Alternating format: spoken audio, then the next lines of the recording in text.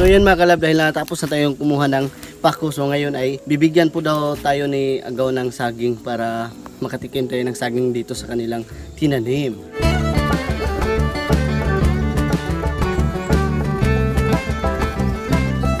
So ngayon mga kalab ay meron daw po ditong tubig na pwedeng inumin at papakitaan po tayo ni Gilbert na uminom po ng tubig. Tubod po yan mga kalab. Sige, inom daw.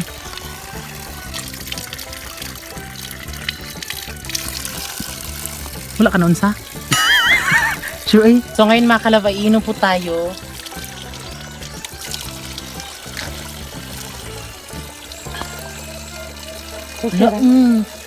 Ano siya mga kalab, di ba kapag uminom tayo sa ibang may tubig, parang may lasa siya. Ito, ano siya mga kalab, normal lang na tubig. Ang tamis, normal na siya ng tubig na sa ato, abi tobi. Sabi ako po nito. So natikman ko na po yung tubig nila dito. So yan po ay tubod. Akala ko butod.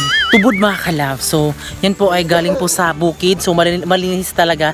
'Di ba kasi yung ibang mga tubig kasi 'di ba is nakukuha sa bukid. Masarap yung tubig kasi wala siyang lasa na parang mabaho, parang ganon ganyan. So perfect talaga. Napakasarap po ng tubig dito. Kaso nga lang malayo.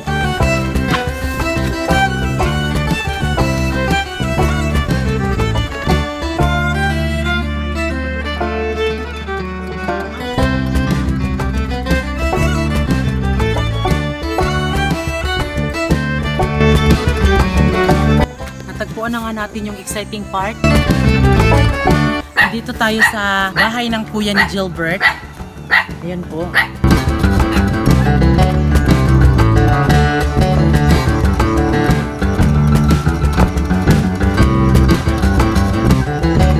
So ngayon po ay kukuha po kami ng saging at nakapaa po kami. So let's go!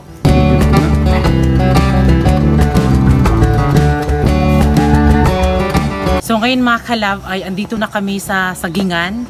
Pero sunod na lang ho kaming kukuha ng saging kasi si FB at Whitey mga kalab nakawala po sa kulungan. So si FB po at si Whitey andun po sila sa sapa. Kaya kailangan namin silang uwiin ngayon dahil kung hindi mataas po yung tubig ngayon. Baka siguro uwi natin doon para na silang butanding. Kaya yun po, uwi na lang po tayo mga kalab, diba? So sad to say, marami pa sana tayong gagawin dito pero yung baboy namin nakawala po. So ngayon mga kalab ay andito na tayo sa bahay ni Gilbert. So ito po yung bahay nila mga kalab. Napaka-cute. Ayan. Hello Kitty.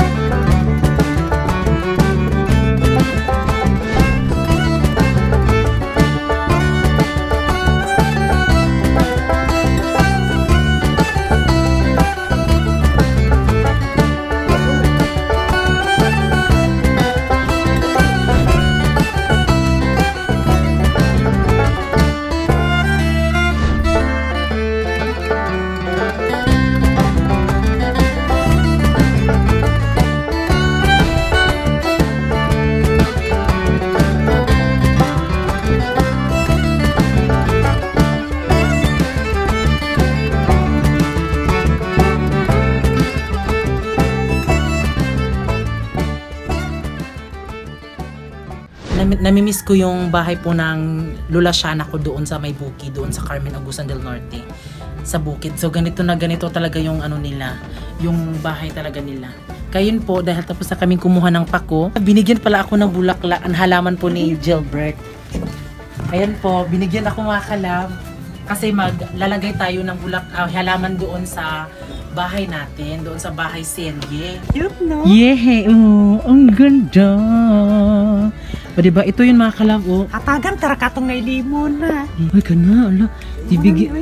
Ala, sige. OMG. Watermelon na siya. So, binigyan ako ng watermelon. Ayan, watermelon. Dapat umote siya ba? So ayun mga kalab, ngayon po ay uuwi na po kami at pasalamat kami kay Gilbert at kay B-Boy kasi yung nadala namin mga kalab ay pako, tapos itong ibon at yung halaman. Ayan, yan po ay para po sa ating bahay, di ba? More blessings to come po sa ating lahat. Kaya thanks God, meron na kaming mga bagong alaga ni Francis. So ngayon mga kalab ay uuwi na kami at maraming salamat. So ngayon mga kalab ay uwi na po kami. Pwede na siya yan, ano? Bye-bye boy. Salamat ikaw. Lahat mo ito, sunod. Bye-bye.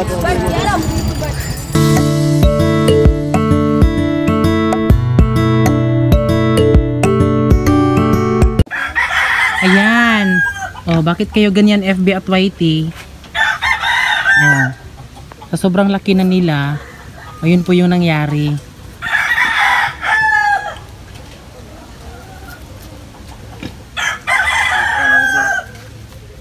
Mahihiginal po, ah.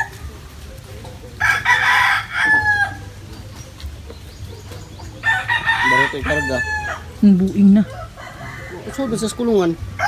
Ano pag butang dito pag alsaan na. Ano po sikad? Abang. Para pasod sa balay. Di yung ano na. Bisod di. Mas maayo pang din na lang ni mo ibutang. Oh. Dagtura siya. Mainit man. So ayan, di namin alam kung ano yung gawin namin. Gusto namin ilagay po si FB at YT doon sa bahay namin, kaso sobrang laki kasi nila, tsaka ano din, mag-worry kami, baka siguro, di ba, alam nyo na yung may baboy kasi sila Mama Inday doon, nabenta po nila bigla kasi parang medyo nawalan po ng gana, parang hindi na po naging hyper yung kanilang baboy, kaya natatakot kami na ilipat doon, baka ganun din po yung mangyari. So as of now, dito lang muna mga kalab, ilalagay namin sila. Yan kasi di ba malapit din naman silang anuhin sa bahay serye natin.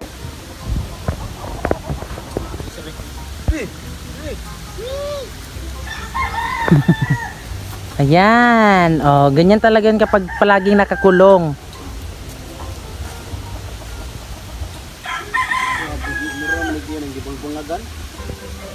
So ayan po yung itsura. Ang saka ni bina pagkakuan na din. Ano sila ni 1K Jagbay, may brace siguro eh. Sobrang laki na kasi nila, kaya yun po. Sila. Wata na to sila guys. So ayan mga kalab, ngayon po ay gigabain po ang kulungan po ni FB at YT. Yung basta mayroon lang siyang kung baga i-renovate po siya kasi 'di ba sa ngayon kasi is ewan ko, basta hindi ko alam kung ano yung plano talaga nila mga kalab. So tutulungan po si Francis ni Kuya PG at ni Usting. So maraming salamat sa inyo. At ngayon po mga kalab ay nakabili po kami ng stick at nagkuha kami ng 2x2 doon sa bahay namin. At syempre, may inano din kami kay Ate Jereline na isa, 2x2. So yun yung aming ipapasahig. Tapos yung kawayan po is yun po doon mga kalab. So ayun mga kalab, rinipair na talaga namin yung kulungan ng aming baboy mga kalab kasi sira talaga. So kailangan natin na papalitan natin ng bagong na mga kahoy kasi yung kahoy naman ay matagal na yun. Kasi sila FB noon pa maliit pa hanggang ngayon malaki na. Kaya napakaluma na talaga yung kahoy, so papalitan natin ng bago. Pinapalitan ko na yung sahig nila makalab ng bago kasi sira na. Ang linagay ko makalab ay sa ilalim ng sahig nila makalab ay mga 2x2 makalab para sure tayo na hindi talaga masira. Kasi noon makalab ay stick lang kasi yung mga linagay namin sa ilalim, pero ngayon ay mga 2x2 na talaga. So yung mga ibang mga kahoy makalab na medyo nasira na, so papalitan na natin ng bago kasi meron naman tayong bagong stick, kawayan. Ayan po. So yan po ating gagamitin dyan para saktong-sakto talaga yung kulungan.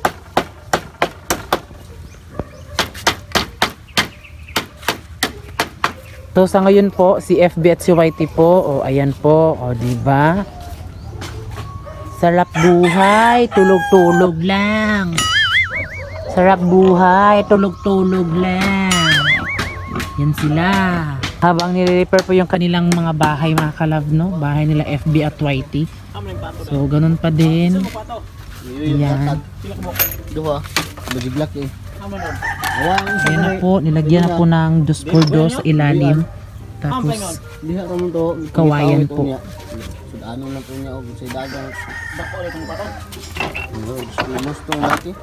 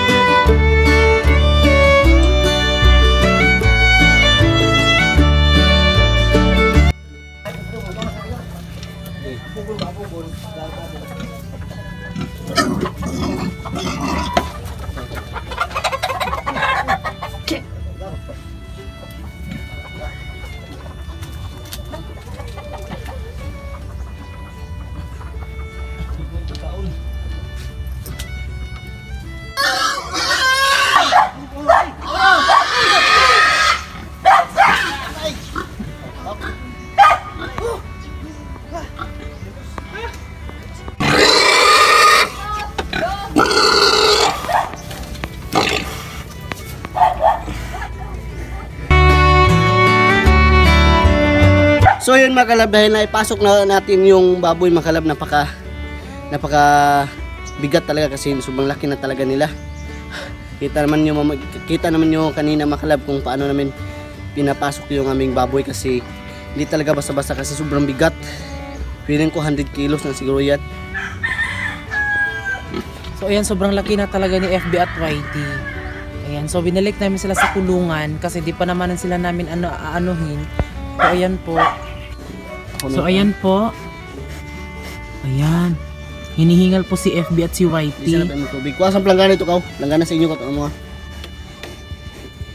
Ayan po. O di ba? Wag kasi kayong malikot. Nawawala tuloy kayo sa kulungan. So yun mga kalab, ayan, tapos na po yung araw namin sa pagdakip po ng baboy na si FB at YT. Ayan, so nakataka sila dahil biglang na po yung kanilang kulungan. Yung sahig nila, biglang na talaga siya. Nahugma kung sa Bisaya pa. Kaya yun po, nung andun sila sa talaga sa lupa. Kaya yun po, buti na lang andun si Ate Geraldine at nabantayan po si FB at YT, kaya pinaakyat po ni Ate Geraldine doon sa mismong lupa talaga namin kasi diba sila, parang nauntog sila doon sa may medyo masapa sa ilog, yun po. Kaya yun po, yung bahay namin doon is puro lang po, mga putik, ganun po. Kaya sa wakas ay na din po yung ating baboy na si FB at YT. Yes. Ayan. So, ngayon mga kalab ay nag-live po kami nung araw na yon. So, kahapon ba yun, B? Oo, kahapon. Oo, kahapon. At yun nga, meron po kaming ginawa doon. Po kami sa King's Vita Plus. Nag-chika po kami doon about sa King's Vita Plus, kung ano po yung natutulong nila. So, napakalaking tulong talaga ang King's Vita Plus Animal Feed Supplement para po sa mga alagang baboy namin. Yes. At try nyo po yung gawin sa inyo. Alam nyo na, nakita nyo naman kung gaano ka-hyper si FB at YT at sobrang taba na nila at sobrang sarap talaga nila mga kalab, no? Kaya yun po, nag-live kami doon at yun nga, pagkatapos namin mag-live mga kalab, ay nag-post po ko sa Facebook page ko na kung sino daw po, kung ano ang nangyari kay FB at YT. Ayan, so every Wednesday and Friday kami magla-live niyan. Pagkatapos ng about chika, about sa King's Vita Plus, about sa mga kalab, in-endorse sa amin ng King's Cam Brand Management, ay magtatanong kami doon kung ano yung mga chika-chika namin doon. At yun po, dahil ikinagagalak po namin sabihin sa inyo na meron hong nanalo ng 500 Gcash. Yun nga, dahil kung sino yung nakasagot sa ating katanungan ay post namin sa Facebook bago ay pagkatapos namin mag-live ay makakatanggap po ng 100 pesos na Gcash. Yes. Ayan. So ayan, ang nanalo po doon sa ating live na yung katanungan nga namin, anong nangyari kay FB at YT. So, yung exact po na namin is nakawala po sa kulungan. Yun po yung correct answer. At ang nakasagot po ay si Lizelle C. Ortosti. Sabi niya dito, napaka-hyper, malulusog sina FB at YT dahil sa paggamit ng King's Vita Plus Animal Feed Supplement. Kaya ang nangyari kina FB at YT ay nakawala sila sa kulungan dahil maganda ang naging resulta ng kanilang kinakain na vitamins. Yes. O diba? So, napaka-perfect ang kanyang sagot. Grabe, talaga, kaya naantig kami. Kaya, ang pangalawa po ay si Hamir. Ang sabi niya dito, nakawala sa kulungan at napaka-hyper nila dahil sila ay pinapakain ng grower feeds na gamit ang King's Vita Plus. Yes. At pangatlo ay si Mirfa Abdullah Hassan. Si FB at YT ay nakawala sa kulungan. Napa-hyper at napakalusog at taba na. Correct. At kay Jeneline Fuentes Casao, ang sagot niya ay nakawala po sa kulungan. Correct.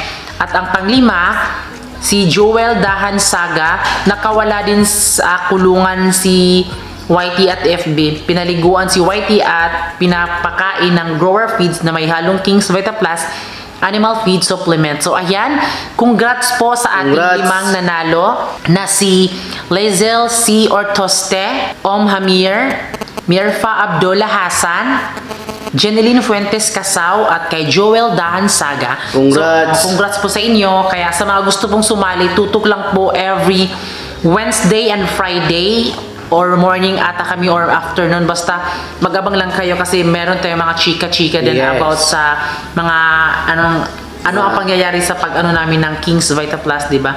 Hindi lang King's Vita Plus, pwede naman King's Vita Pet, Panamox Forte, yun po. Pinso. Kaya abang-abang talaga kayo kasi meron ang mga katanungan, dyan po masasagot po ang ano nyo, mga sagot. So yan, maraming salamat po sa lahat ng nanood at syempre bago kayo umalis, Please don't forget to subscribe our YouTube channel at kami ang Fall in Love Team nagsasabing dapat love lang.